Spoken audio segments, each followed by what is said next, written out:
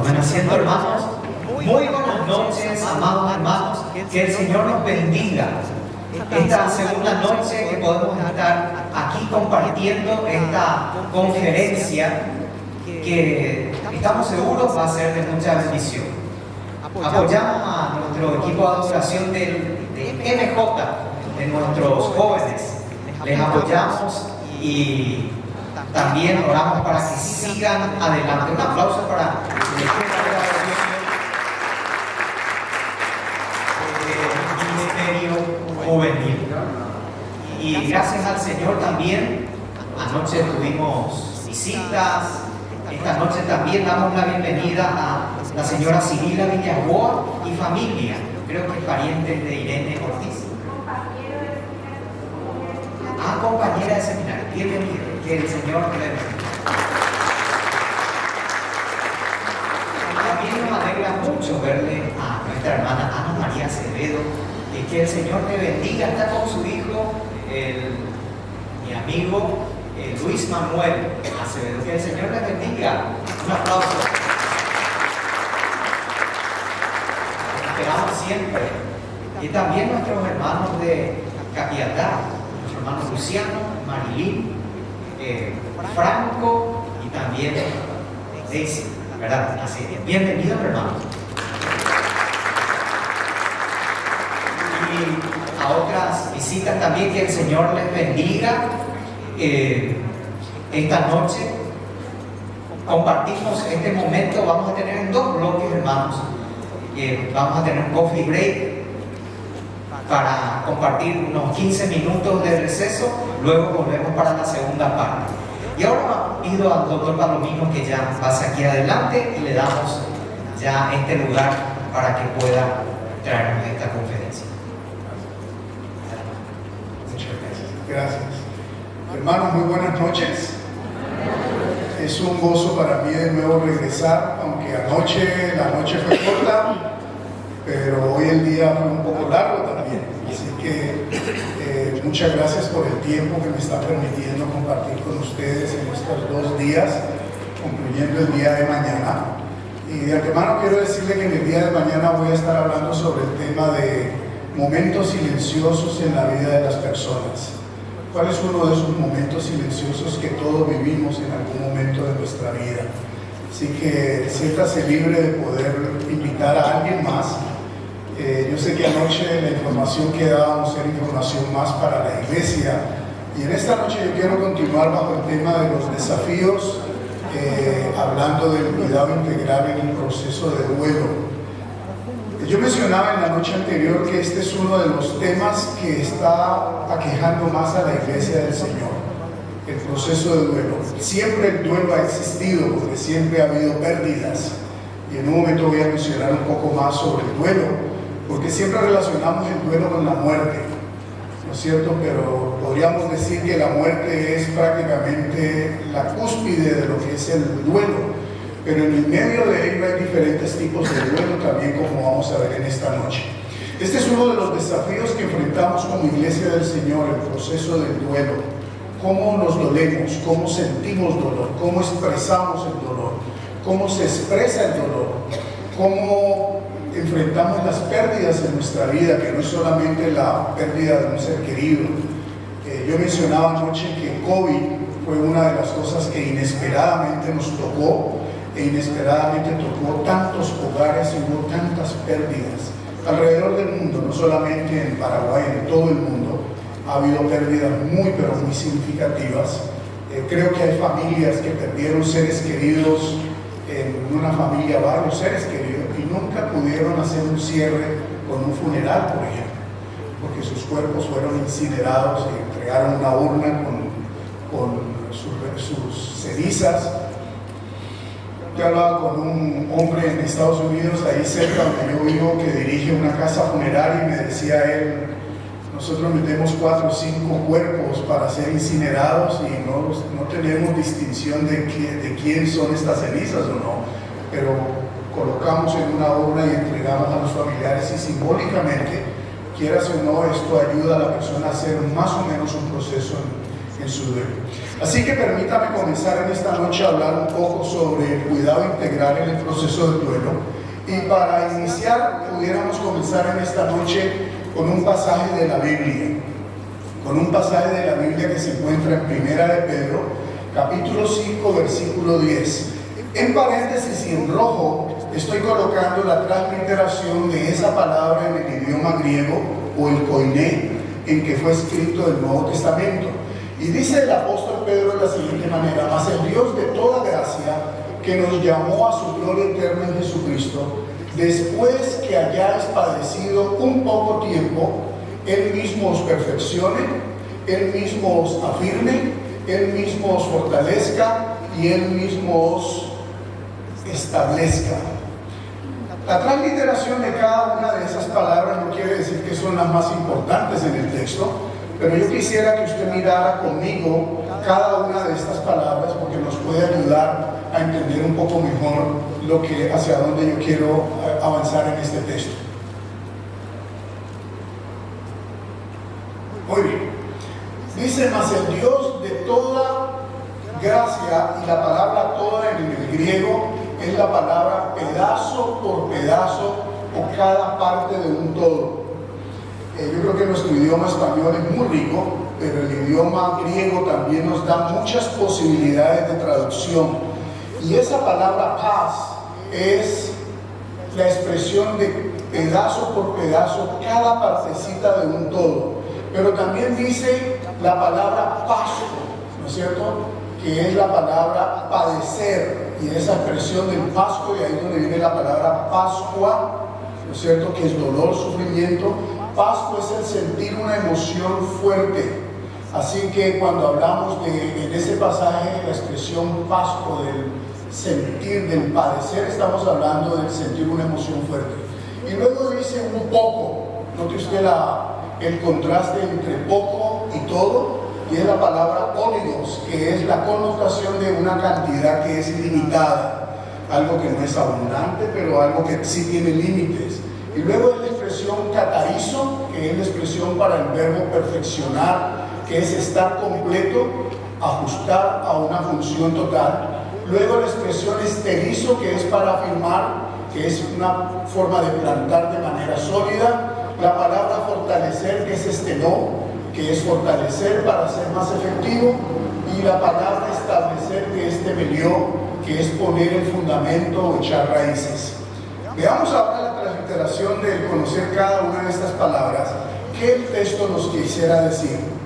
Mas el Dios de cada partecita de gracia, que nos llamó a su gloria eterna en Jesucristo, después que sintamos una emoción fuerte por un tiempo limitado, Él mismo os ajuste a funcionar totalmente, los plante sólidamente para alcanzar de la manera más efectiva y echar raíces. Cambia un poco la transliteración con el idioma griego, ¿no es cierto? En nuestras traducciones básicamente es el mismo texto. Hay algo muy interesante, y es al usar este versículo entender de que todos los seres humanos vamos a tener pérdidas en la vida. No hay ser humano que escape a la posibilidad de tener una pérdida. El asunto es que cuando hablamos de duelo siempre pensamos sola y exclusivamente en la muerte, pero el duelo es la respuesta a cualquier pérdida significativa en la vida. En un momento vamos a mirar cualquier cantidad de pérdidas y usted puede añadir a esa lista muchas otras más. ¿Qué pudiéramos nosotros connotar sobre un taller en el área de pérdidas o de duelo? ¿Por qué un taller o por qué una charla en esta área? Yo le estoy dando algunas razones. Cada uno de nosotros experimentamos pérdidas en nuestra vida. En este momento, aquí donde estamos teniendo pérdida. En este momento nuestras células de nuestro cuerpo se están haciendo más viejas, se están haciendo más maduras.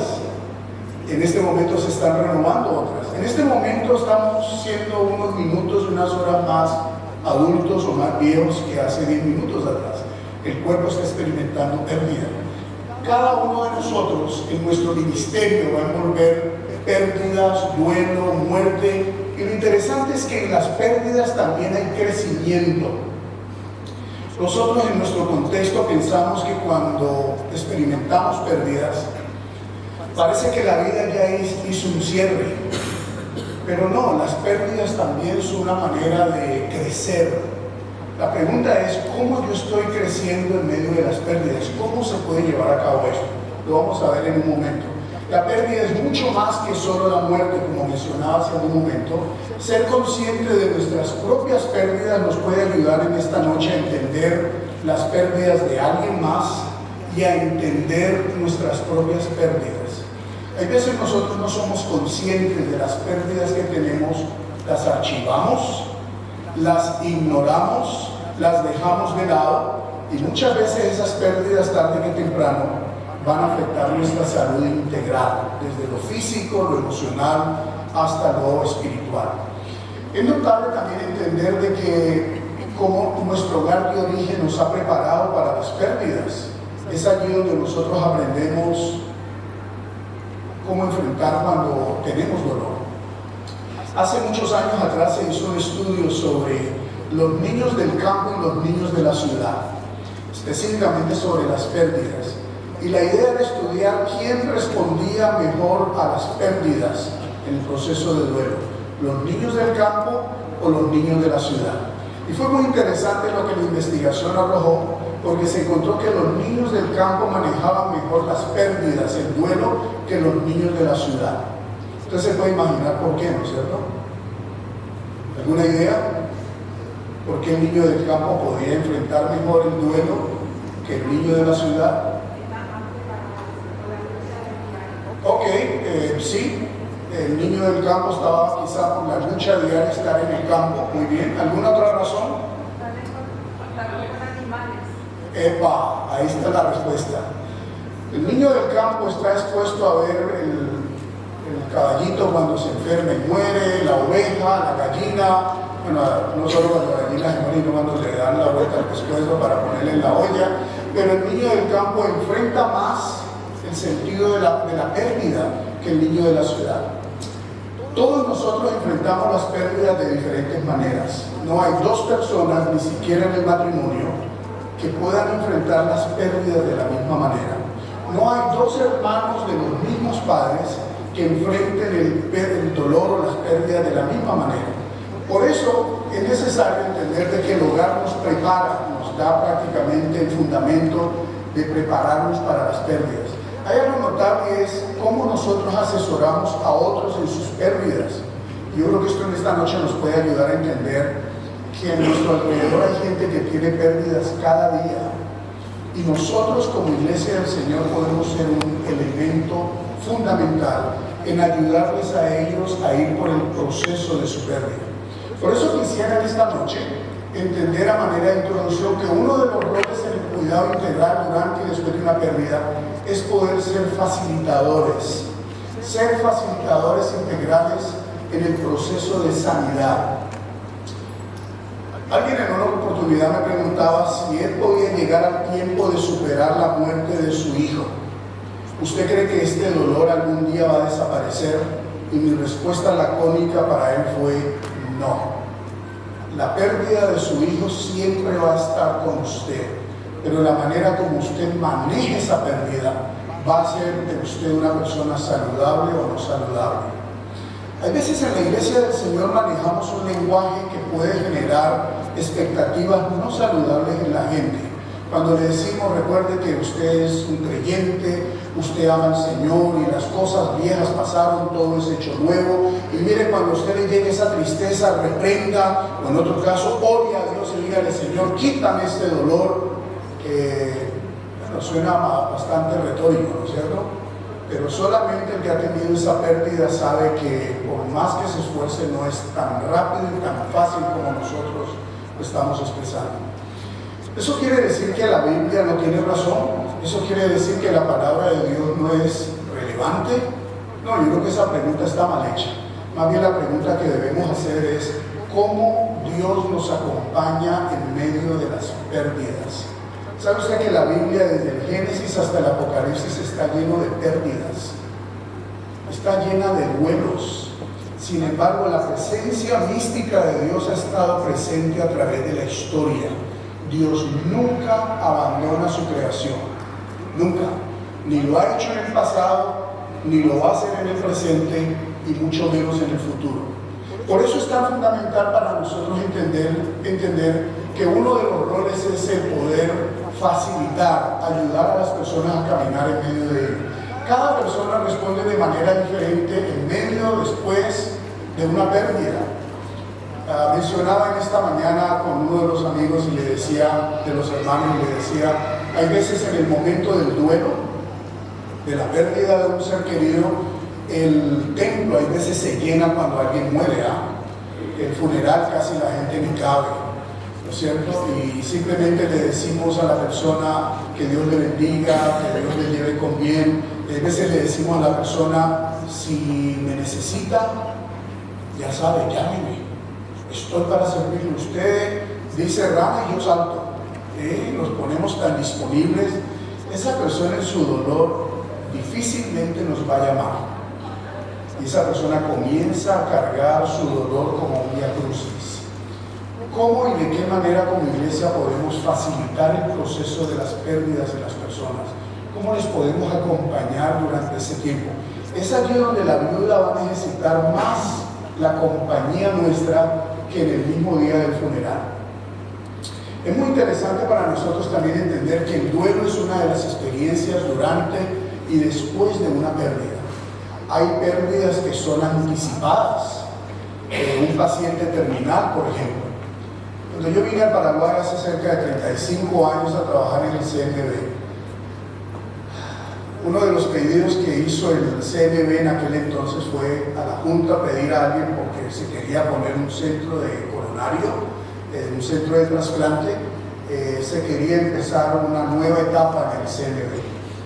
Yo respondí a ese llamado 35 años atrás. El doctor José Corbalán estaba en Sao Paulo, en el Lincoln, en el Instituto del Corazón, preparándose como cirujano cardíaco a regresar al Paraguay. Se conformó un equipo coronario donde habían varios profesionales, entre ellos la hermana, la licenciada Carolina Peña. Empezamos a buscar posibilidades de donantes, algo completamente nuevo en el Paraguay. Traducir la ley de trasplante y someterla a Cámara de Diputados, y eso fue toda una época histórica en el CNB. Pero sabe que hay algo muy interesante para nosotros entender, y es que Dios en cada momento de la historia siempre ha estado presente. Dios nunca ha abandonado la historia de sus hijos, y mucho menos nos va a abandonar en el momento del dolor. Yo recuerdo cuando tuvimos nuestro primer trasplante de corazón, donde nos llegó un paciente con una muerte cerebral, casado, con 2 hijas, y abordamos a la señora para, si era posible, que ella se diera la autorización para tener la oración y poder usar el corazón. Ella tenía un hermano que era sacerdote, así que el doctor Corbalán me dice, bueno, Ever, este ya es área tuya como capellana, a ver qué puedes hacer. Y el hermano vino al hospital a visitar a su cuñado. Me senté con él en la capellanía y hablamos, y la primera impresión de él fue, por supuesto que voy a hablar con mi cuñada para que ella ceda el permiso. Si ese corazón puede ser útil a alguien más, vamos a producir vida en alguien más. Ese era un duelo anticipado, porque al momento de llevar a cabo la cirugía, pues su esposo dejaba de existir. Hay duelos que son anticipados, que se ven venir. El duelo por un paciente terminal que quizá el médico, el oncólogo dice ya queda poco tiempo de vida. Un duelo anticipado. Cuando nuestros hijos salen de casa y el nido queda vacío, es un proceso de duelo. Cuando hay presencia de conflictos, ya sea en pareja, en el noviazgo, divorcio, son pérdidas de significado en la vida. Yo creo que esto nos debe ayudar a nosotros a entender que hay muchas situaciones de duelo. Sí, yo le he mencionado solamente algunas aquí, pero usted puede añadir muchas más. La muerte, que es el pináculo del duelo, limitaciones físicas o mentales. Cuando esa madre sabe que está embarazada y después de hacer su análisis encuentra que la criatura que viene con un síndrome de Down. Ese es un proceso de duelo para esa mamá, para ese esposo, para esos abuelos, para esa familia. Entender de que están anticipando el dolor de cómo voy a enfrentar esta situación. La pregunta vuelve otra vez a pensar para nosotros es cómo nosotros acompañamos a estas personas en ese proceso de duelo. María, pero tú estás joven, puedes tener otros hijos más.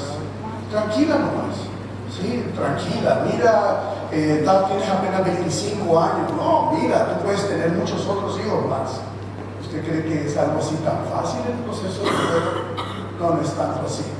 Hay algo muy interesante y es que hay accidentes, un diagnóstico adverso. Estaba compartiendo al pastor en el camino hacia acá. Tengo un amigo que es médico y hace unos 2-3 meses hizo todo su examen físico y encontró que tenía problemas con el cáncer y tuvo que esperar todo el proceso para hacer sus chequeos, etc. Y hoy me dejó un mensaje diciéndome, gracias a Dios, el tumor está contenido, no he hecho una metástasis, así que le doy gloria a Dios porque vamos a tener una cirugía, pero doy gracias a Dios que la metástasis no está. Sí, un diagnóstico adverso es un proceso de duelo cuando perdemos un órgano de nuestro cuerpo, cuando alguien tiene un accidente y pierde una mano, un pie, cuando alguien tiene un accidente que le limita en su función natural, son procesos de duelo. Hay algo interesante también es entender de que hay veces otra de las situaciones de duelo es la crítica injusta. Decimos crítica injusta, pero usted entiende que eso quiere decir que chisme, ¿no es cierto? ¿Sí? Pero gracias a Dios que en la comunidad de fe no tenemos ese problema. Gracias a Dios que en la iglesia no hay problemas de chisme. La crítica injusta, cuando somos criticados injustamente, y el apóstol San Pablo dice, ustedes no se preocupen cuando son criticados por esa causa, cuando ustedes pueden dar testimonio de que su vida está clara en Cristo Jesús. Pablo estaba bien claro en esto. Pablo tenía muy bien definido que aún en la crítica injusta era un momento de dolor, se siente el rechazo, se siente el prejuicio. Yo no sé si usted ha experimentado rechazo o prejuicio en su vida, pero sabe que el rechazo y el prejuicio son elementos que también requieren o llevan duelo. Hay personas que han crecido en ambientes donde constantemente han sido rechazados por su color, por su orientación sexual, por sus creencias, por su condición social, educativa, económica. Y el rechazo y el prejuicio son elementos que están siempre presentes a la luz del día. Dios nos permite y Dios nos libre que en la iglesia del Señor hagamos de esto un patrón de vida. Al contrario, debe ser algo con lo cual constantemente debemos luchar para que no se dé. Pero sí, la crítica, el rechazo, la crítica injusta también es una situación de duelo. Vínculos emocionales, adicciones, sería todo un tema para manejar, ¿no es cierto?, sobre las adicciones, sobre alcoholismo, sobre la drogadicción. Siempre hubo un tiempo que nosotros pensamos que la iglesia del Señor era una burbuja, donde aquí no nos entraba bala. ¿Sí? Si usted lee la Biblia, si usted ora, si usted viene a la iglesia, el diablo a usted pasa de ladito y lo mira de reojo y se va. ¿Sí? Pensamos que estamos en una burbuja, ¿no es cierto? Pero ¿cuántas familias en nuestras congregaciones tienen familiares que luchan con alcoholismo y con drogadicción? ¿Cuántos de ellos llevan el lastre de la lástima, del pesar en sus vidas por ello? Esta es una de las áreas que yo les digo con todo mi corazón. Solamente tuve que pasar por ella por mi formación académica, pero nunca me dediqué a trabajar. Y la razón es porque yo perdí un hermano por una adicción de cocaína. Mi hermano llegó a un punto tal de su adicción que, siendo hijo de pastor, él fue a la corte y se cambió el nombre para no traerle vergüenza a papá. Una vez un amigo médico vino a casa y le dijo a mi padre que Fernando estaba en el hospital y estaba con el cuerpo completamente fracturado, piernas, manos, todo el cuerpo. Era una momia completa llena de yeso. Mi padre fue al hospital para averiguar y dio el nombre Fernando Palomino, y Fernando Palomino no aparecía en los libros, en los registros del hospital. Regresó a casa y dijo: yo creo que te equivocaste porque no existe Fernando Palomino. Bueno, mi hermano se había cambiado el nombre, así que él no aparecía con el nombre original en los registros del hospital. Mi hermano salió de allí, estuvo en una etapa de recuperación. Él lamentablemente no se pudo superar. Mi hermano murió de una sobredosis y nosotros nunca vimos el cuerpo, solamente una nota que recibimos como familia. Ese fue un duelo no concluido. Yo estaba recién en la universidad, apenas en mi formación profesional como psicólogo, y cuando en clase yo hablé con mi psiquiatra y le compartí lo que había pasado, ella me miró y me dijo: ¿y qué piensas hacer? Yo le dije: yo creo que no puedo hacer nada. Y me dijo: ¿por qué no regresas a casa y tratas la posibilidad de hacer un cierre a esa pérdida? Ahí nació mi inquietud por trabajar asuntos de pérdidas y vínculos. Yo regreso a mi ciudad, en Cali. Fuimos al álbum de la familia y busqué una foto de Fernando, la ampliamos casi a una dimensión de un póster. Yo me fui al cementerio local y le pregunté a los sepultureros en el cementerio si ellos en algún momento habían visto este cuerpo. Uno de ellos me dijo: yo recuerdo haber sepultado en NN un cuerpo, una cara parecida a esta. NN era donde depositaban a la gente de la calle, a guerrilleros. Había una sección del cementerio que los depositaban allí, les echaban tierra y ponían una cruz NN. Él me dio indicios de mi hermano diciendo: él tenía atrás un lunar en la parte superior de la espalda. Y yo dije: ese es mi hermano.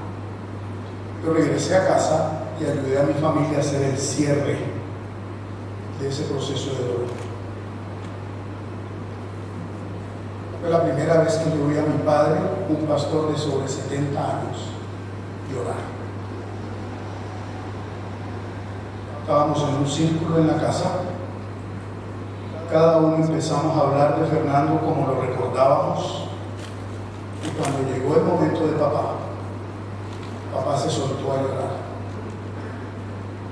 Era la primera vez que todos como hijos veíamos a papá llorar. Nunca antes habíamos visto llorar a papá. Y papá empezó a pedir perdón a cada uno de los hijos. Si mi profesora me hubiera dicho que eso iba a pasar, yo no hubiese hecho tal ejercicio.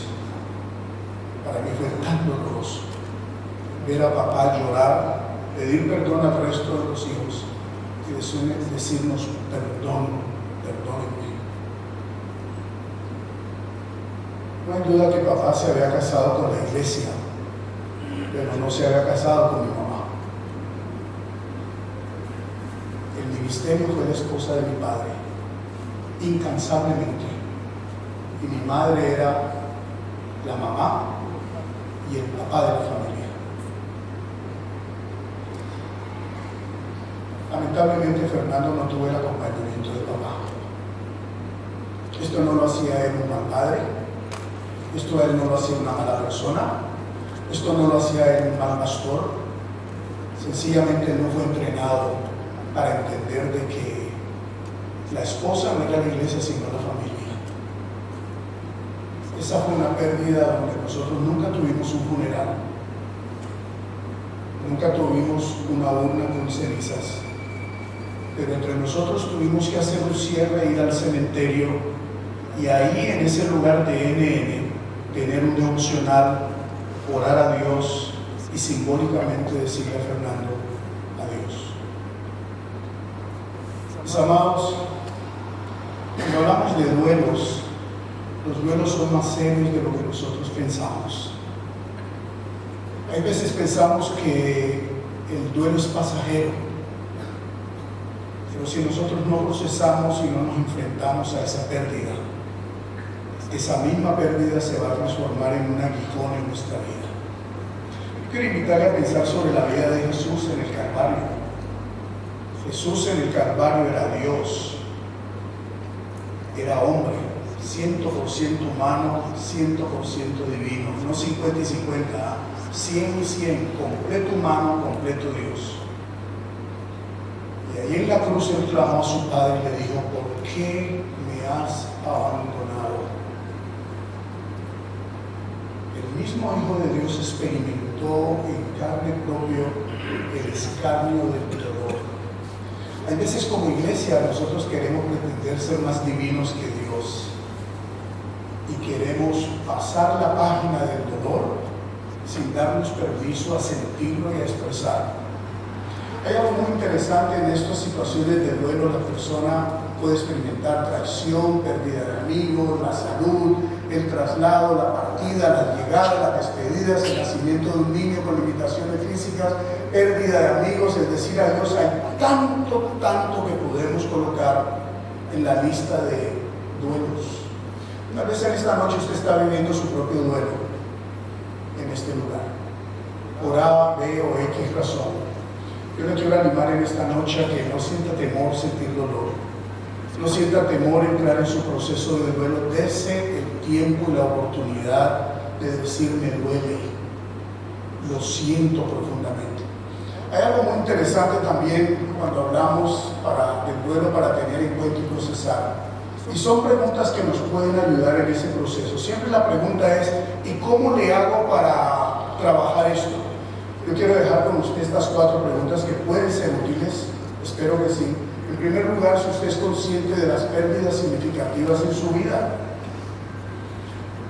A veces en la iglesia del Señor manejamos lenguaje muy mágico, y ese a veces es el problema que hay con los agentes de salud mental allá afuera, que nos miran y dicen: no, por ahí no es, y donde no es, no es, porque manejamos un lenguaje de cierta manera muy mágico.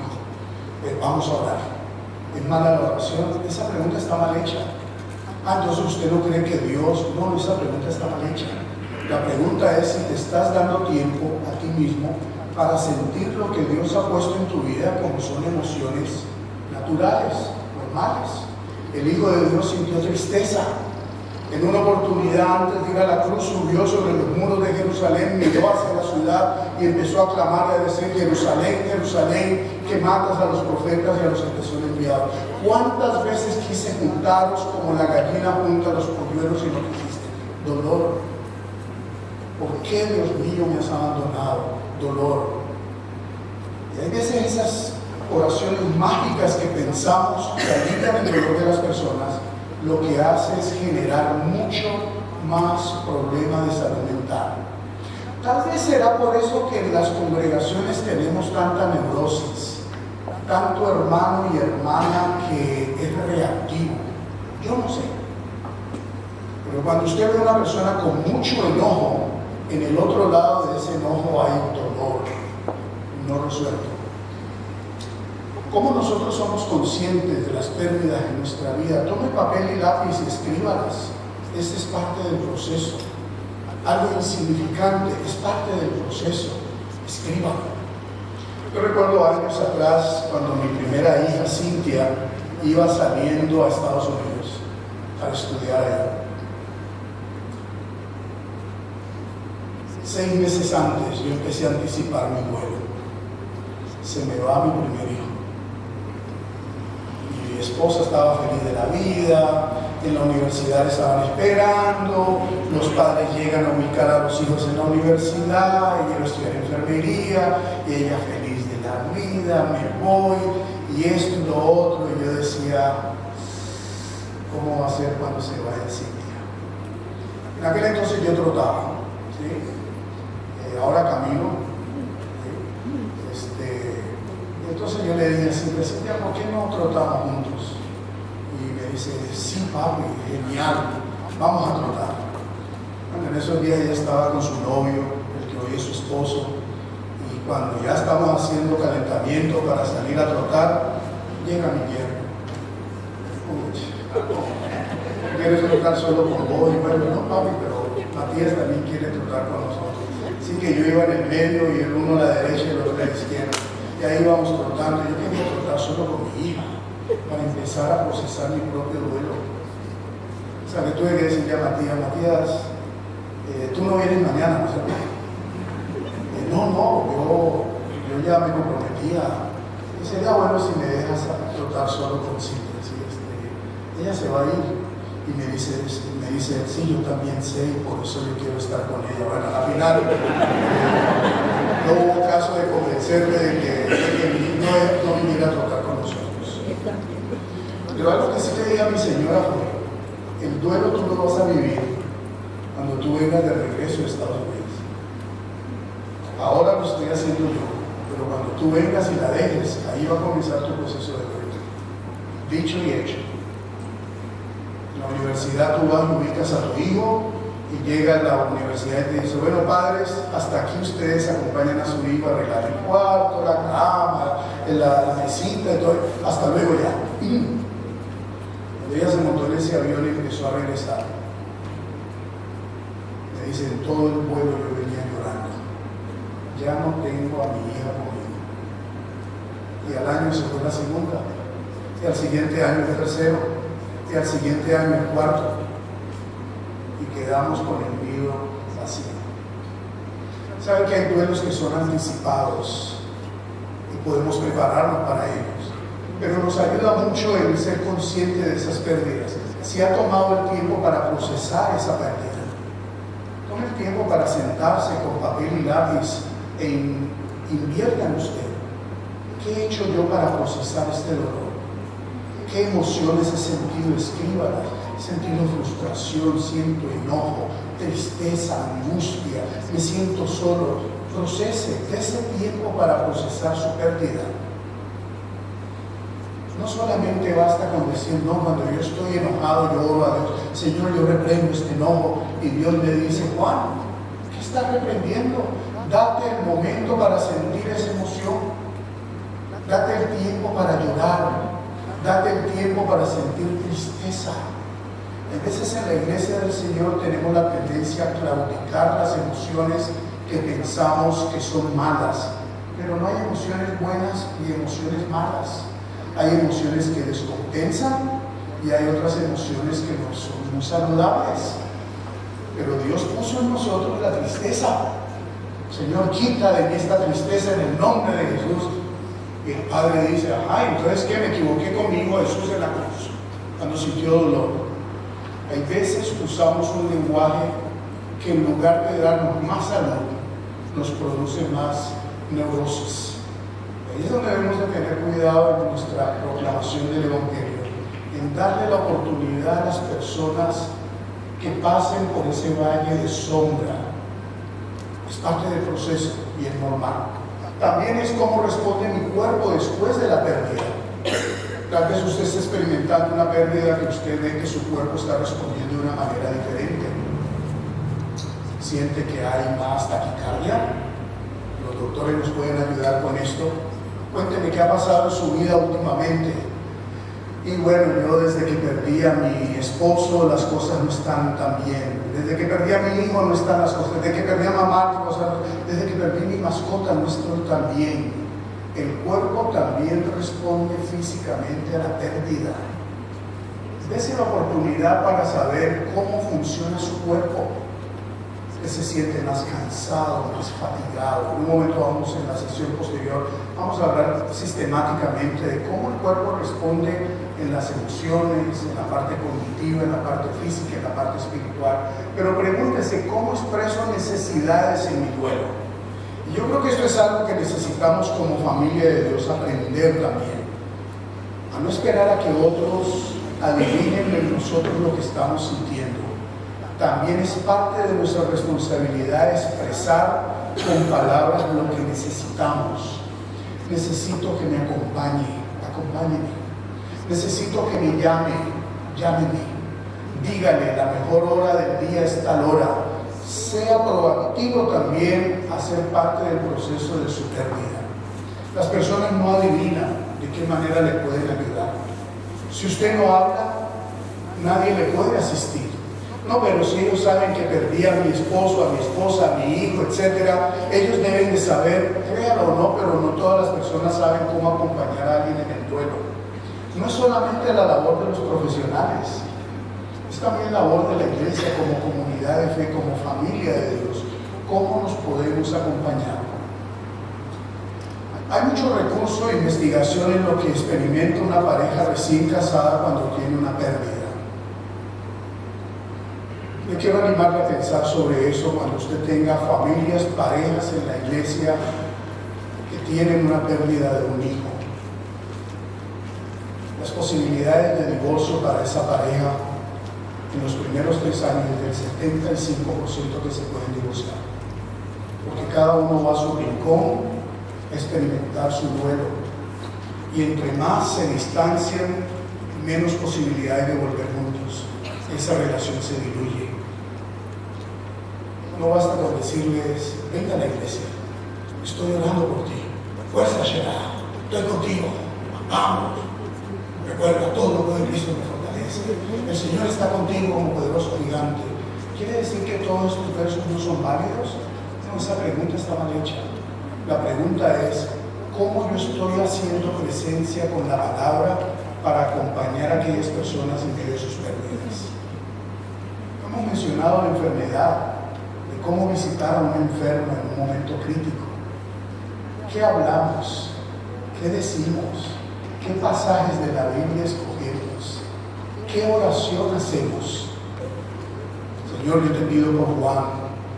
Tú sabes que yo he asistido a muchos con su cáncer, Señor, y este es un cáncer terrible, Señor.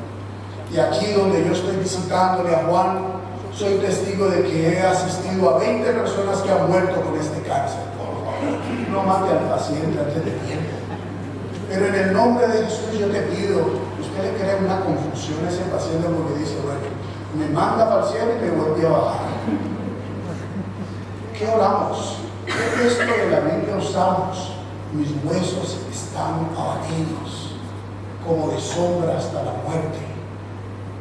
El paciente dice, ya, como que estoy del otro lado, ya, porque él me está viendo, ya, con huesos estoy.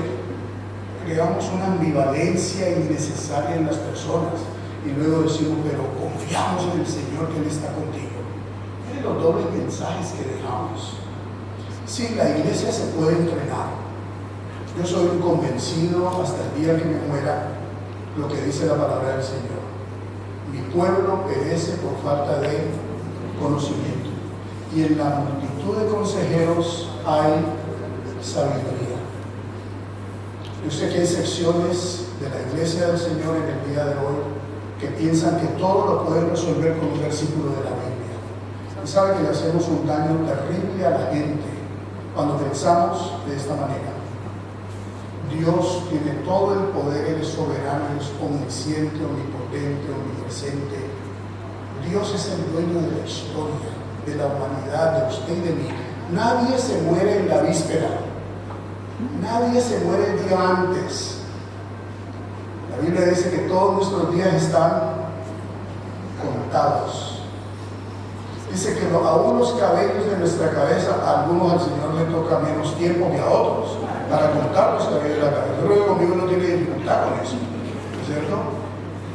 Pero el Señor conoce nuestra entrada y nuestra salida. El Señor conoce los mínimos detalles suyos y míos del pasado, del presente, del futuro y de la eternidad. No aceleremos los procesos. Seamos serios. Seamos responsables en hacer un buen trato de la palabra del Señor. Fue el consejo que Pablo le dio a Timoteo. Procura con diligencia presentarte a Dios aprobado, como un obrero que no tiene de qué avergonzarse y que traza, que usa, que maneja bien la palabra de verdad. Eso nos incluye a todos nosotros, mis amados, en el cuidado pastoral en los procesos de duelo. ¿Cómo acompañamos a las personas? Otra de las preguntas que nos puede a nosotros ayudar en esta noche es ¿cómo nosotros podemos intervenir al cuidar pastoralmente? ¿Cómo lo podemos hacer? Yo voy a estudiar una serie de distractores allí. En primer lugar, identifique el tipo de pérdida. No todas las pérdidas son iguales, pero identifique su pérdida. Yo tengo un estudiante en la universidad que perdió su mascota. Él vino a clase un día y siempre empezamos la clase con un tiempo de oración y yo pregunto a la clase, ¿hay algún motivo de oración? Los estudiantes hablan, bueno, en mi iglesia hay un líder que está en el hospital, oren por mis padres, por diferentes motivos de oración. Y él a lo último levanta la mano y dice, yo quiero que ustedes oren por mí, porque el sábado perdí mi mascota. Bueno, fue interesante que en la clase algunos lo voltearon a mirar y algunos se sonrieron, ¿no es cierto? Una mascota. Pero su rostro estaba tan compungido que para él la pérdida de su mascota, su perrito, era un proceso de duelo. Yo me quedé callado mirándole y le dije, ¿tú me permites hacerte algunas preguntas? ¿Me das permiso? Y él asintió con la cabeza. ¿Nos puedes hablar un poquito de tu mascota? ¿Qué raza era? ¿Qué edad tenía? ¿De qué murió? ¿Estaba enferma? ¿Tuvo atención del veterinario? Y a medida que yo iba haciendo las preguntas, él empezó, estoy hablando de un chico de 27 años, ¿no? No estoy hablando de alguien de 80 años, 27 años de edad. Y a medida que empecé a hacerle preguntas, él empezó a llorar, recordando su mascota. Yo salí del podio donde estaba en la clase, fui hasta su lugar, me incliné y lo abracé. Y ese chico empezó a llorar, que mío. Y después se secan las lágrimas y le dice a la clase, perdón. Yo le dije, no tienes nada por qué pedir perdón. Es tu dolor. Y nos quedamos en silencio. Yo me quedé al lado de él acompañándole por unos momentos y súbitamente un estudiante se para y viene y se sienta al lado de él. Otro estudiante viene y se para al lado de él y otro más, y otro más, y otro más. Hicimos un montón de gente en medio del aula. Todos se hicieron conscientes que esa mascota era significativa para Rafael. Hermanos, la iglesia es una comunidad terapéutica, sanadora. Y por algo la palabra de Dios dice que Dios nos ha dado el ministerio de la reconciliación. Y para que después que padezcamos un poco de tiempo, Él nos va a establecer, Él nos va a llevar y nos va a colocar en el lugar que debe ser. Vamos a tomar nuestro break. Pastor, se te olvidó avisar de otro. Ya. Muy bien, continuamos después de nuestro break. Gracias, hermano Ever. Tenemos 10 minutos para nuestro break y luego volvemos.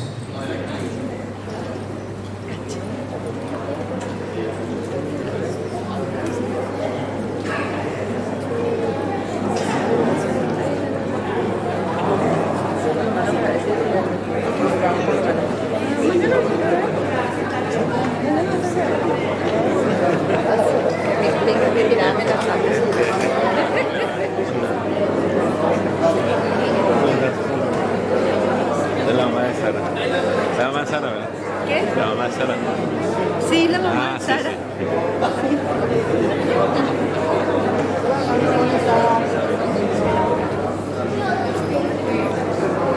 Sí, sí.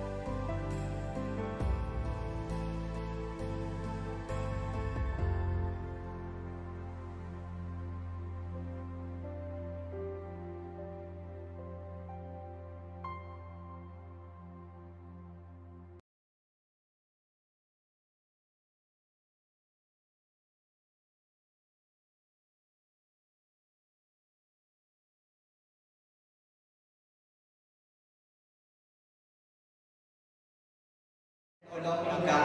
A las 9:30 arrancamos, de tal forma que vamos a dar un poco más de libertad, un poco más de tiempo al doctor Palomino el día de mañana para escuchar.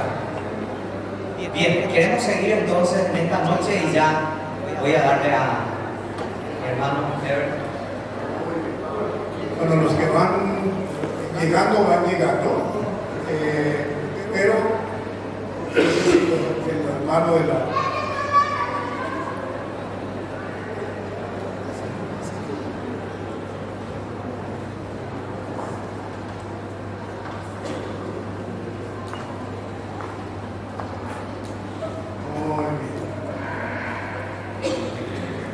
No sé si hay alguna pregunta. Yo sé que el tiempo es un factor importante, pero mientras nos colocan la parte de Filipina, no sé si hay alguna pregunta o inquietud.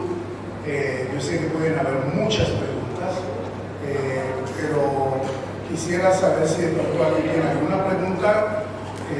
Antes que continuemos, siéntase en libertad de poderlo hacer. ¿Sí? Si damos tiempo a que otros vayan llegando.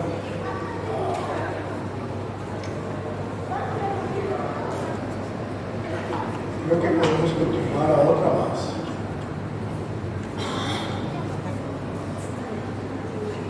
Otra más. La anterior, sí, por favor. Muy bien, ahí es. Muy bien. Continuemos entonces con la intervención a cuidar pastoralmente en situaciones de pérdida.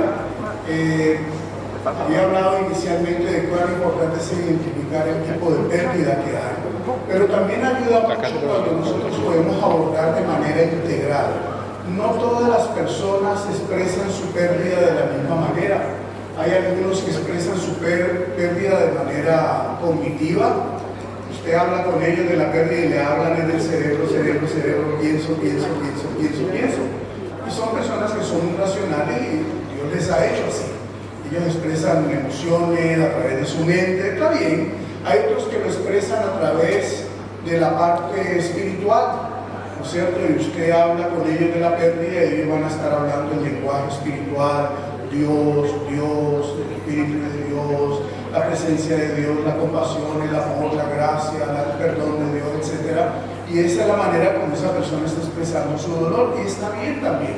Hay otros que lo pueden expresar con aspectos físicos, ni lo uno ni lo otro, pero me duele el cuerpo, estoy con mucho dolor de estómago, mi pecho me lo siento como apretado, desde que tuve esta pérdida, cualquiera que ella sea, estoy muy enfermo, etcétera, etcétera. Se da cuenta que no dos personas expresan su duelo de la misma manera. Pero es muy interesante recordar que el duelo es un proceso, no es un acto. A veces podemos pensar de que es algo que pasa, pero es un proceso de la recuperación. Es muy interesante en la escritura, en la palabra de Dios, cuando David podía decir, cada día me siento abatido. No dice, estuve abatido, sino cada día me siento abatido, es decir, de que es un proceso. Tal vez hoy usted se recupera un poco, pero de pronto mañana o pasado va a sentir un bajón y luego un plato y luego va a subir otra vez, etc. ¿Por qué? Porque el duelo es un proceso, no es un acto. Y yo creo que como iglesia necesitamos fuertemente trabajar en esta pastoral.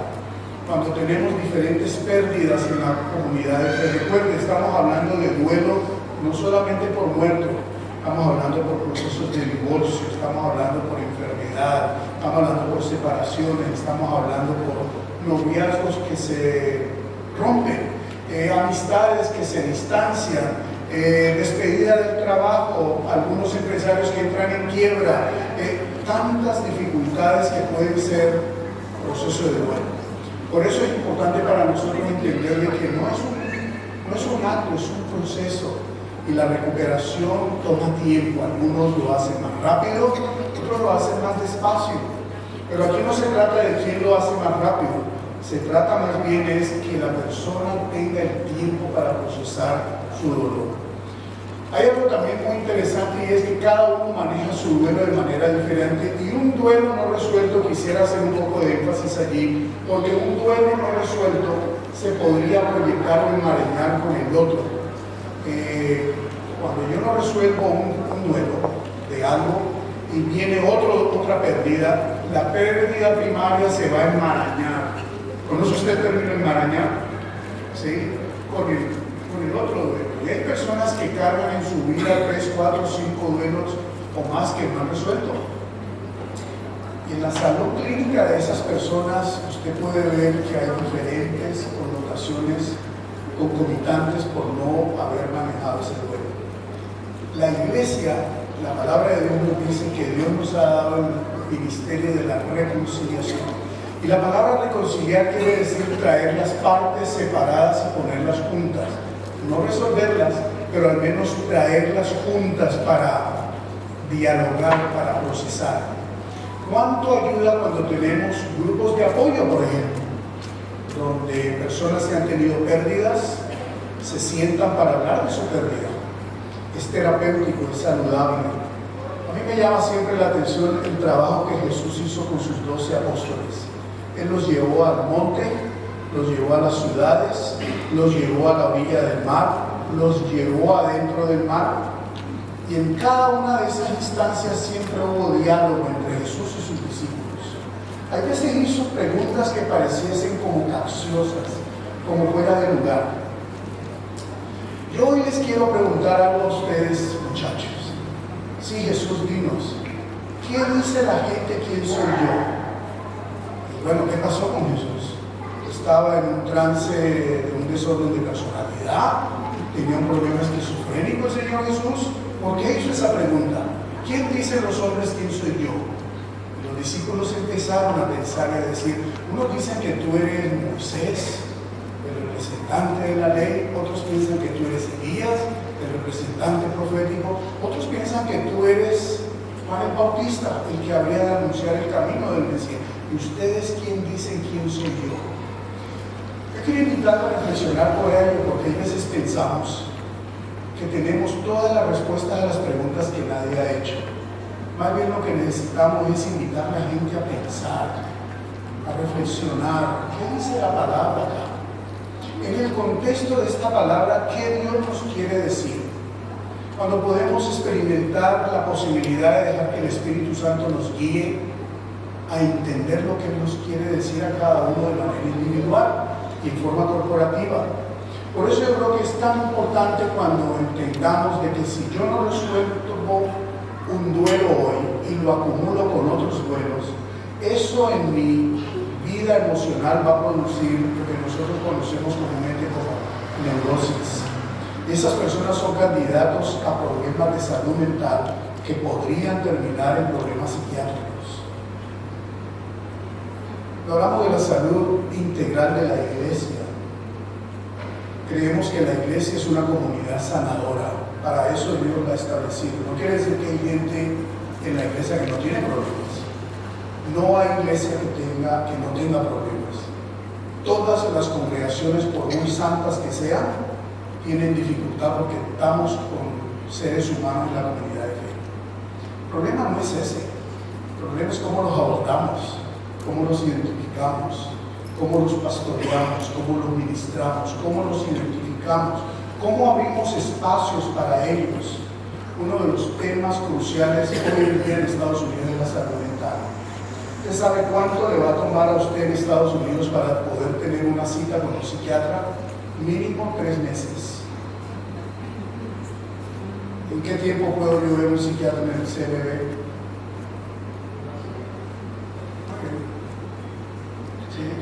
La única posibilidad que usted vea a un psiquiatra en Estados Unidos hoy mismo es automutílese, hágale daño a otra persona, que la policía lo lleva a la emergencia del hospital y hace una interconsulta con un psiquiatra. De no tiene que esperar 3 meses para tener una cita cara a cara. Es una crisis que estamos teniendo hoy en salud mental en Estados Unidos. Hace 14, 15 años, cuando llegué allá a la universidad donde estoy, había tanta necesidad en la ciudad de Shelby, que es una ciudad de 95,000 habitantes, que para tratar de conocer la comunidad yo me ofrecí a trabajar en un centro de salud mental, a ir como voluntario, una vez a la semana, a atender 2 pacientes una vez a la semana. Pacientes que no tenían un seguro, pacientes que no podían pagar, así que yo me ofrecí para atender a estos pacientes 2 nomás por semana, no más, 2. Entonces ya después el director venía y decía, hay una familia que mira la situación, y al escuchar la historia, bueno, ya son 3, ya eran 2 días, ya eran 3 días, ya era todos los días de la semana. Aquí un día mi esposa me dijo, bueno, ¿para qué nos vinimos a Estados Unidos? ¿Para tú seguir haciendo lo que hacías en Paraguay de estar tan ocupado? No, esto no puede ser. Y fui dejando 1 día, 2 días, 3 días, y el dolor grande mío era de ver gentes que venían con problemas que la iglesia muchas veces se los generaba. Eso sí era lo que más me indignaba y me dolía. Que la iglesia, en lugar de sanarlos, los enfermaba. Porque hay comunidades de fe que son enfermantes y no son sanadoras. Entonces necesitamos entrenarnos como iglesia y cómo ser una comunidad sanadora. Había cosas de pacientes que llegaban y decía yo, el pastor podía solucionar esto en la iglesia, el líder podía solucionar esto en la iglesia, esto lo puede arreglar la iglesia. Pero había gentes que venían con culpas neuróticas que no tenían absolutamente que ver conmigo, tenían que ver más con la comunidad de fe.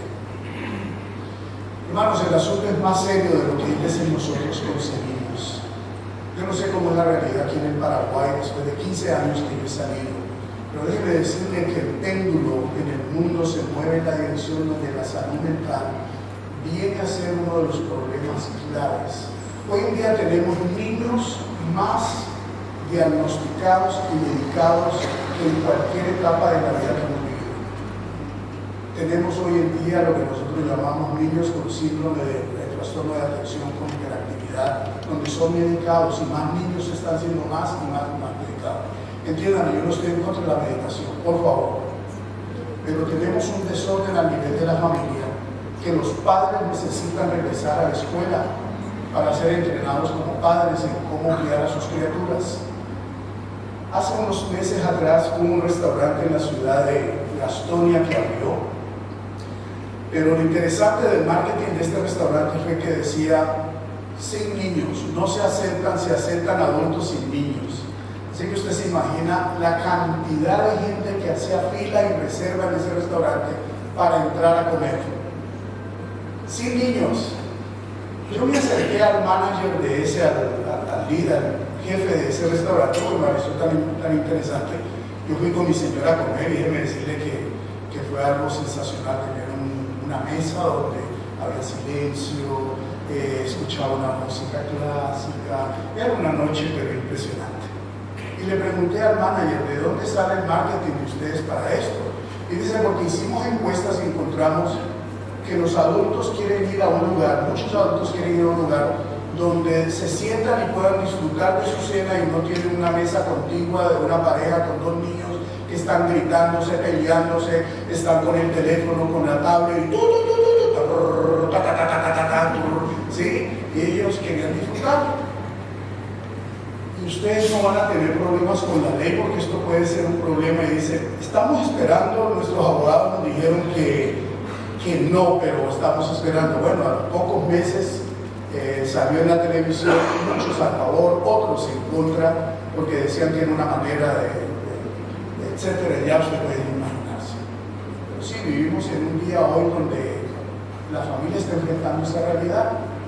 Sí, nuestros chicos gastan mucho más tiempo en las redes sociales que ¿cuántos de nuestros chicos en el día de hoy saben lo que es jugar subiéndose a los árboles, jugando en la calle, jugando los juegos que algunos de nosotros que tenemos cierta edad aquí disfrutamos? Es otra generación. Entiéndame que no tengo absolutamente nada en contra de las redes sociales, por favor, pero la verdad es que nuestros niños se han desbordado hoy en día porque las familias, los padres trabajan ambos, están ocupados y la mejor distracción es darle el mejor teléfono, la mejor tablet y que ellos puedan construir su propio mundo. ¿Cómo se hiperactiva el cerebro, las dendritas, el sistema neurológico de estas criaturas? Y hay un campo muy abierto para los neuropsicólogos de poder trabajar con estas criaturas. La iglesia no está exenta a esto, mis hermanos. Créanme lo que no. Yo creo que necesitamos replantearnos cómo hacemos pastoral en esta forma.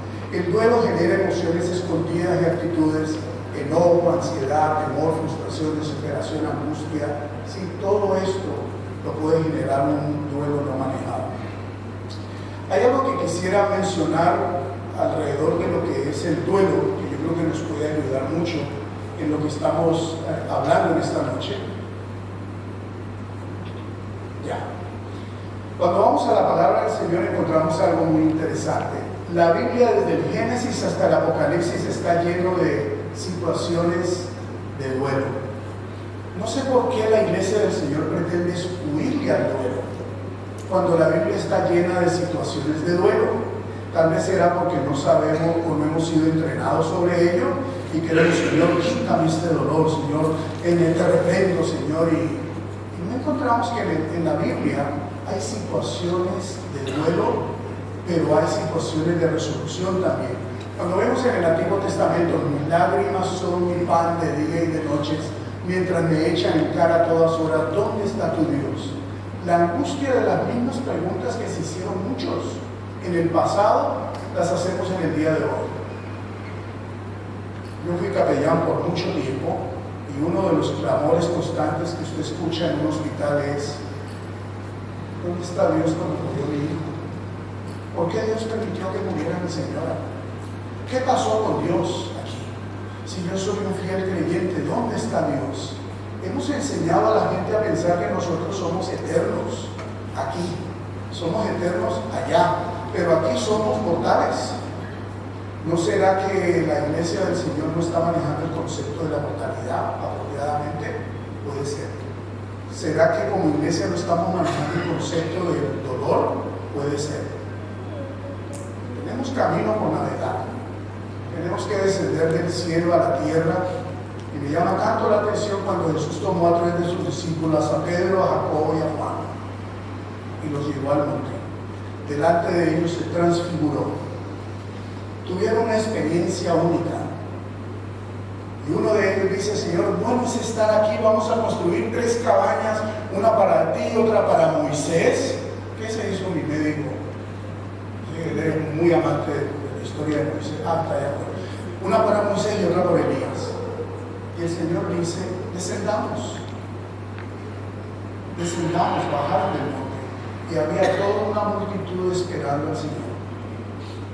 Hay veces que pretendemos quedarnos en el monte y hay tantos que buscan el monte. Pero ¿sabe una cosa? El Señor nos pide que estemos en el valle. Ahí es donde Dios quiere que nosotros estemos. Yo recuerdo años atrás, en mi época de estudiante universitario, alguien puso en mis manos material libro del doctor chino Washington Shi.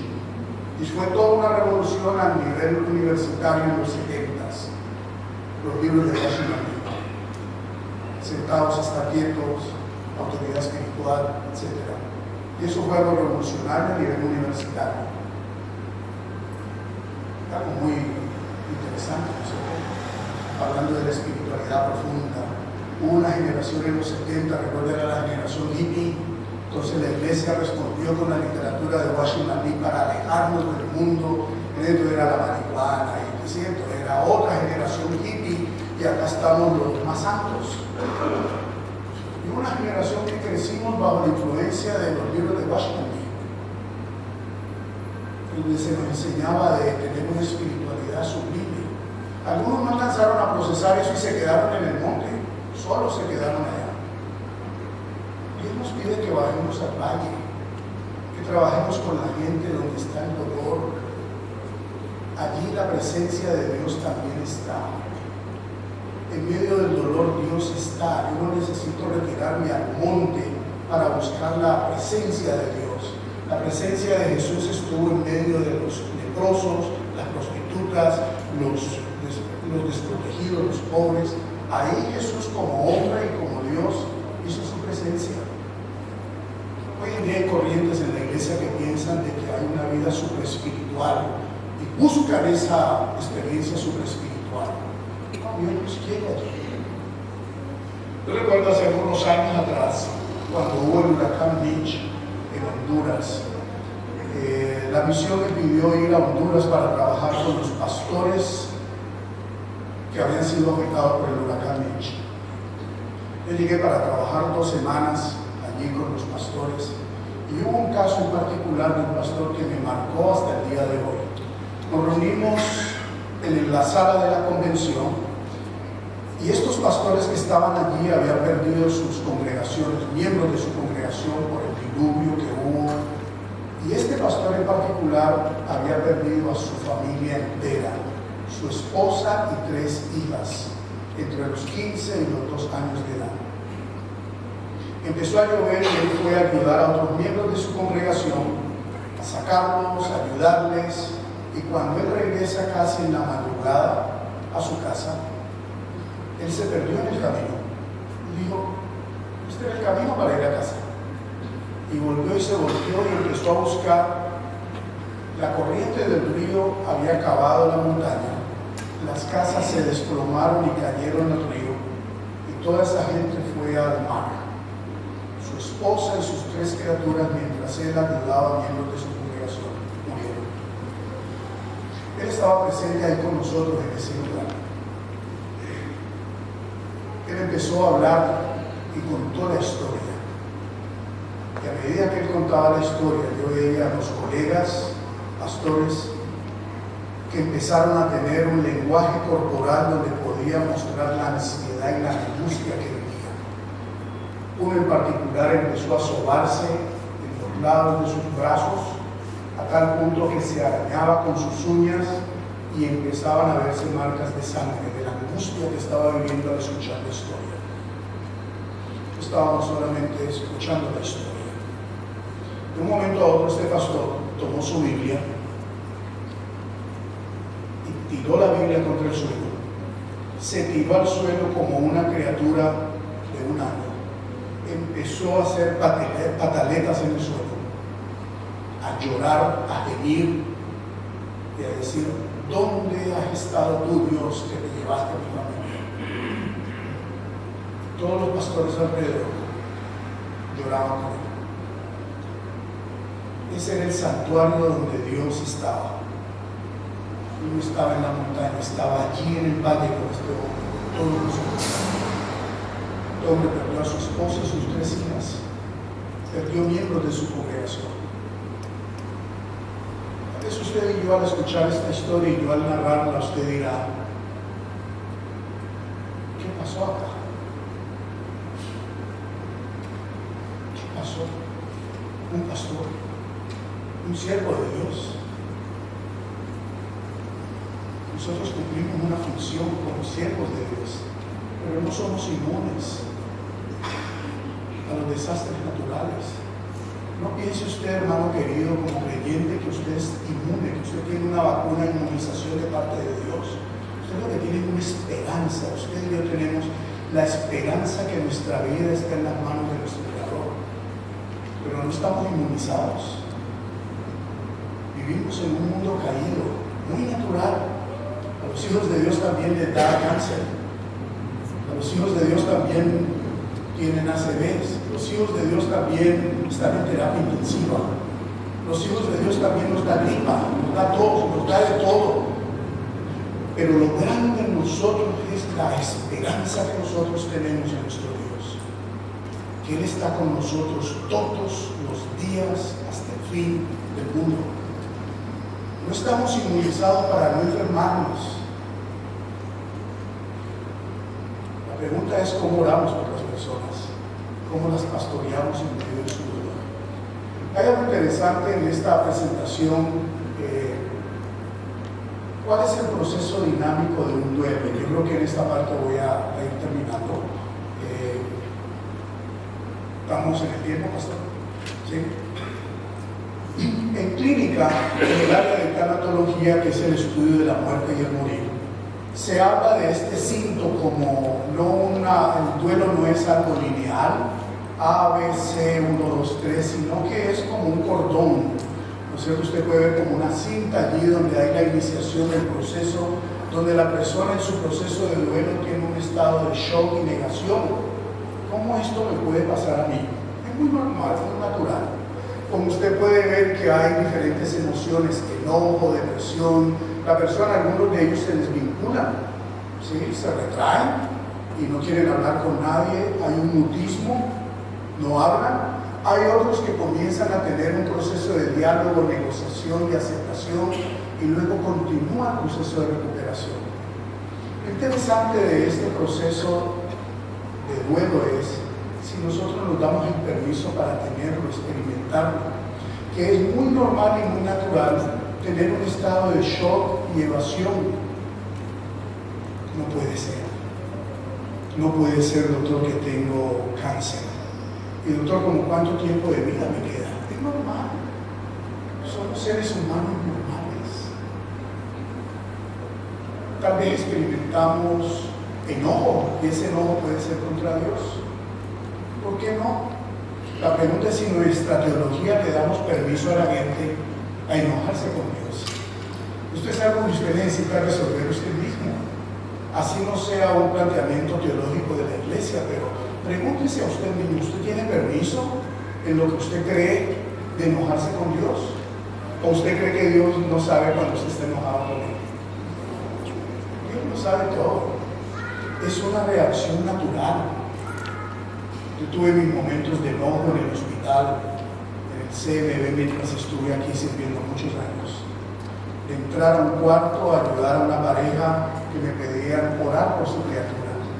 Tenía que buscar usted un mapa para entrar en el cuarto, porque estaban los abuelos, las tías, los sobrinos, los primos, todo el mundo, cantidad de flores por todas partes, pero querían que el capellán viniera a orar por esa criatura. ¿Cierto? Salir de ahí, lavarse las manos e ir a otro cuarto donde había un mortinato, una criatura que nació y al poco tiempo murió. Las cortinas cerradas, la luz tenue. En el otro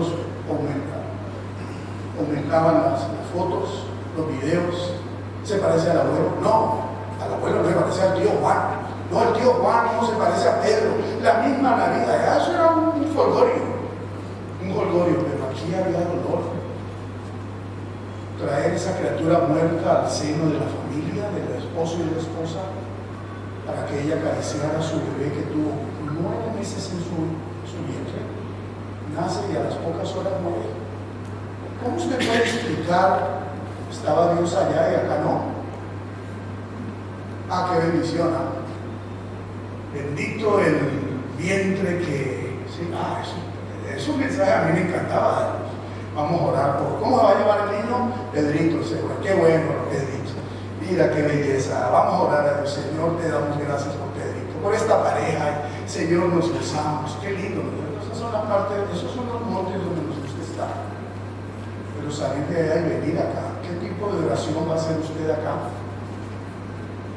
¿Cómo va a acompañar aquí a esa pareja? ¿Falló Dios? Dios estuvo allá y le decía eso. Uy, estaba tan ocupado. Ese asunto de Gaza, Israel me tiene hasta aquí y me olvidé de ustedes. ¿Sí? ¿Qué pasó acá? ¿Tenemos respuesta para ello? Bueno, hermanos, ustedes saben que Dios es soberano. A veces abusamos tanto de la soberanía de Dios que queremos solamente ventear la lengua y hablamos. No, el asunto no es así tan fácil, mis hermanos. No. Estamos en un lugar santo, en un santuario. ¿Qué voy a hacer aquí? Por eso hablamos de la presencia encarnada de Dios en nosotros, que somos instrumentos de la paz de Dios. ¿A usted le gustaría que trajéramos el bebé para que usted lo vea? Hubo mamás que me dijeron, por favor, no lo quiero ver. Habían otras que decían, por favor, tráigame mi bebé. Tomaban y acariciaban su carita, su naricita, lo besaban. Estaban en su proceso de duelo. Yo creo con todo mi corazón, mis amados, que usted y yo podemos hacer un trabajo muy significativo en la sociedad. Hay gente que va a llegar a este santuario, si usted es de aquí, de esta congregación, o donde usted se congregue, que la iglesia va a ser el santuario de ellos, con sus problemas de pareja, sus problemas de hijos, sus problemas de alcohol, sus problemas de drogas, sus problemas de enfermedad, todo tipo de situaciones. Y la iglesia todavía es una ciudad de refugio. El asunto es que estamos nosotros haciendo con ellos. Hay algo que me llama mucho la atención al hablar de este proceso del duelo y es ¿cómo nosotros le damos oportunidad a las personas a expresar su duelo? ¿Sí?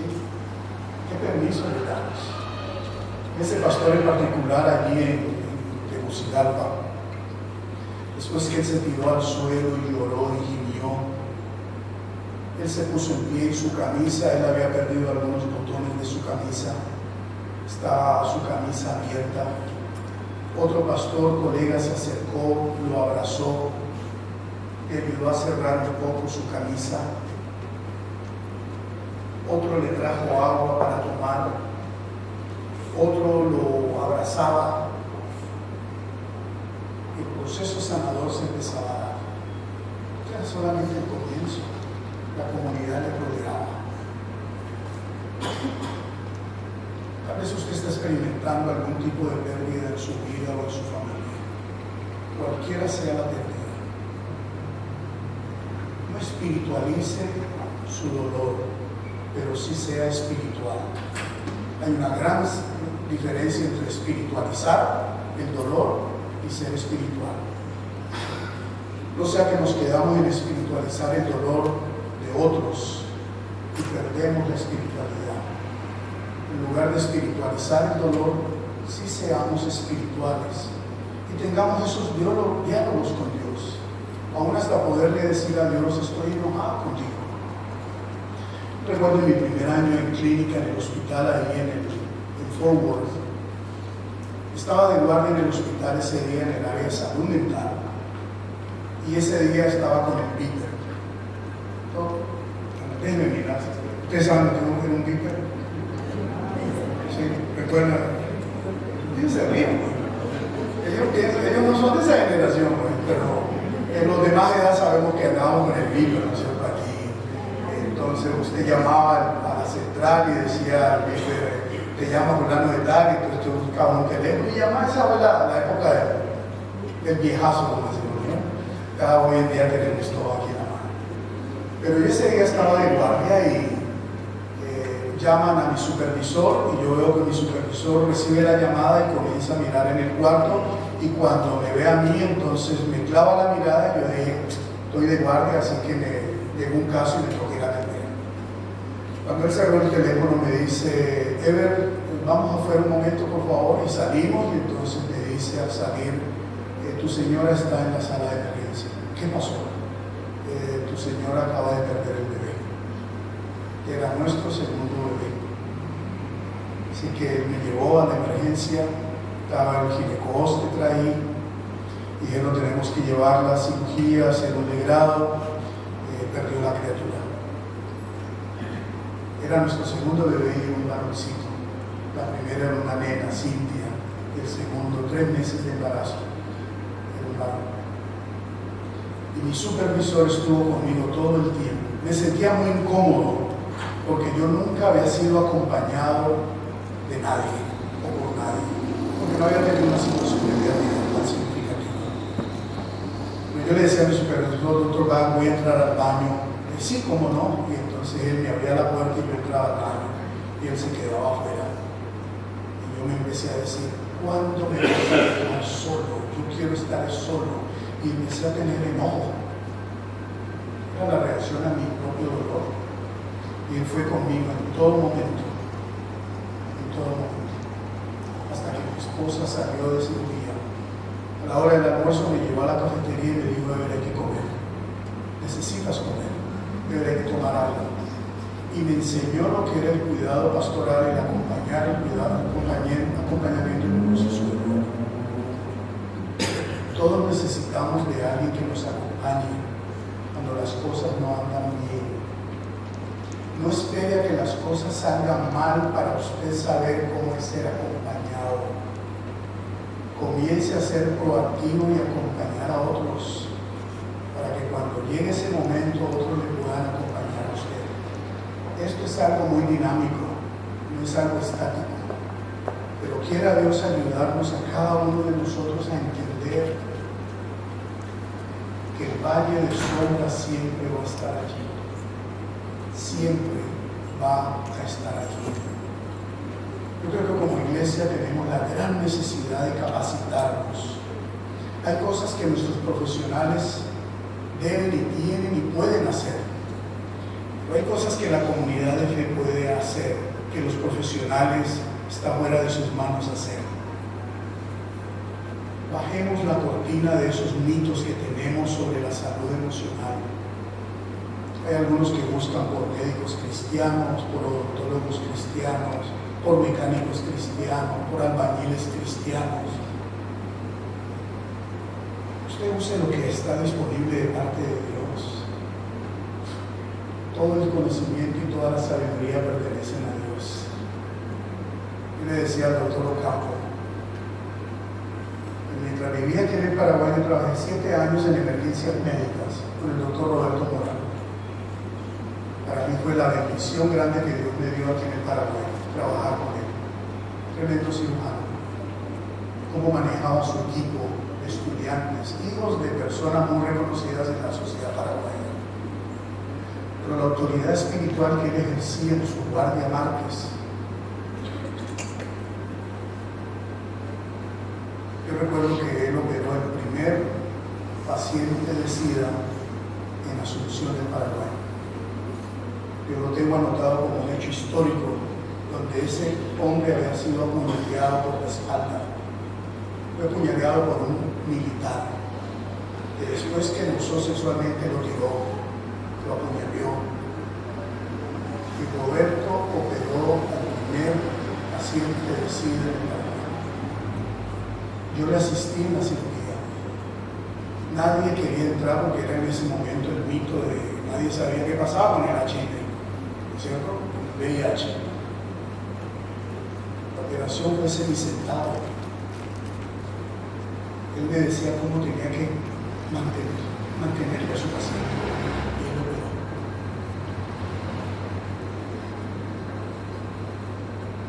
Nunca voy a olvidar esto. No me pasó en Estados Unidos, ¿no? Me pasó en Asunción de Paraguay, en emergencias médicas, de ver a uno de ustedes, un paraguayo, que pudo dejar que sus manos fueran instrumentos de Dios para ayudar a alguien. Dios nos ha dado el ministerio de la reconciliación. Hay tanto que nosotros podemos hacer. Y quiero animarles a ustedes como iglesia, donde quiera que ustedes estén en su comunidad de fe. Capacítese. Esta es una área que nos está tocando la puerta más y más. Y en el momento que esa puerta se abre, no va a haber sillas suficientes para la gente sentarse. Cuando la gente encuentre un lugar que es una comunidad sanadora, la gente va a llegar allí. Yo hasta el momento no he tenido un solo paciente que no me haya permitido orar por ellos. Siempre pido permiso primero, ¿no? ¿Usted le puedo pedir un favor? Sí, ¿cómo no? ¿Usted me permitiría orar por usted a Dios por su salud? Pero por supuesto, claro que sí. Y tengo mucho cuidado lo que voy a decir. Las personas están abiertas a la espiritualidad. Ellos quizás no están abiertos a nuestra doctrina, a lo que nosotros creemos, pero están abiertos a la divinidad. Y para eso Dios nos ha puesto aquí en este mundo. No para hacer números, sino para hacer su presencia ser conocida y que la gente glorifique el nombre del Señor. Mis amados, yo les doy muchas gracias a todos ustedes por tener a bien invitarme a estar hoy, ayer, en la mañana. Mañana yo voy a estar hablando sobre el momento silencioso en la vida de las personas y va a estar muy relacionado con el tema de esta noche, el cómo Dios puede acompañarnos en los momentos silenciosos. Yo le invito para que usted esté pensando en esos momentos silenciosos que a usted le ha tocado vivir. Cómo Dios ha estado presente en su vida, sin que usted lo sepa, sin que usted quizá esté consciente de ello, pero sabe que Dios nunca abandona su creación. Nunca, nunca, nunca, ni lo hizo, ni lo hace, ni lo hará, porque Dios es fiel. Y Él nunca compromete su fidelidad, nunca lo hace. Pastor, muchas gracias. Que Dios les bendiga en esta noche.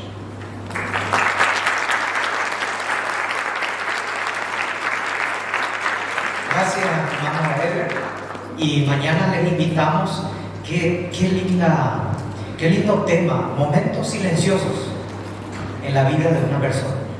Esto suena a que las esposas vengan porque a veces los maridos somos muy silenciosos, pero no antes de eso, ¿verdad? Bueno, pero, queridos hermanos, mañana a las 9 arrancamos con el desayuno, un desayuno de compañerismo, y les invitamos. Y a las 9:30 empezamos el culto. Mañana también el coro de la iglesia va a estar participando y vamos a pasar un tiempo de comunión y adoración al Señor, y también escuchamos la última parte de la conferencia. Les esperamos. Puesto de pie, nos despedimos con una oración. Nuestro Dios y nuestro Padre, te damos gracias por este momento. Señor, gracias porque podemos escuchar tu voz. Gracias porque nos hablas.